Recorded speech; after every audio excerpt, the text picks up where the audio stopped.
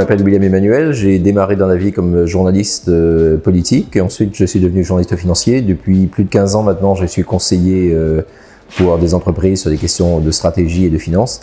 Et par ailleurs, je suis directeur de Bastille Magazine, qui est un mensuel intellectuel et artistique que nous avons lancé fin 2021.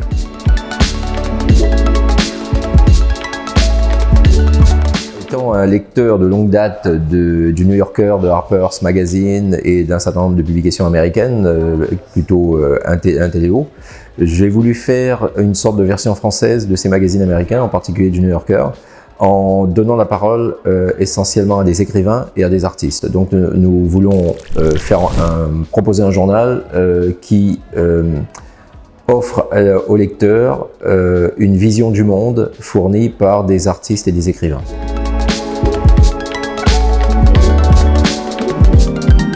Bastille Magazine est un magazine, donc, comme je l'ai dit, intellectuel et artistique. Et il me semble qu'un tel magazine peut exister sur Internet, mais il prend tout son sens s'il est en papier, parce qu'il y a notamment cette dimension artistique qu'on a du mal à restituer sur un ordinateur ou sur une tablette.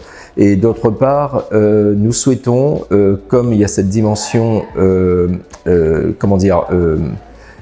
long terme, nous souhaitons que les lecteurs puissent conserver le magazine ad vitam s'ils le souhaitent. Et du coup, le papier nous semblait un bon moyen de faire ça, sachant par ailleurs que le papier nous permet aussi d'avoir une meilleure hiérarchisation des textes que nous souhaitons mettre en avant.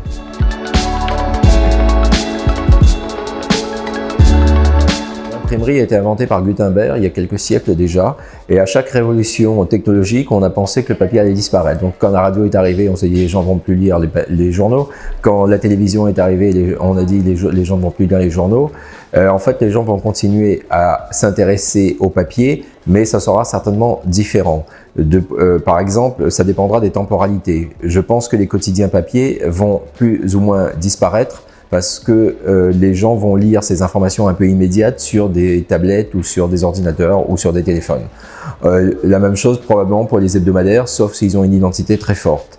En revanche, je pense que l'objet livre va rester, et il existe depuis plusieurs siècles, il va continuer à irriguer notre vie intellectuelle, culturelle et artistique.